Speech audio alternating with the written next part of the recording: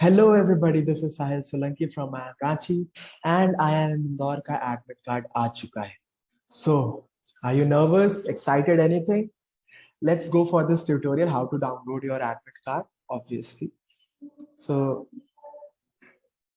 I'll attach the link of this particular page in the description below. Just click on that and you'll come through the candidate login page. If you don't know where to get this, you can also go on IIM Indore website, and under IPM you'll get admission tab. You can click there and there is an option. You can click there. So enter your credentials here and then the CAPTCHA.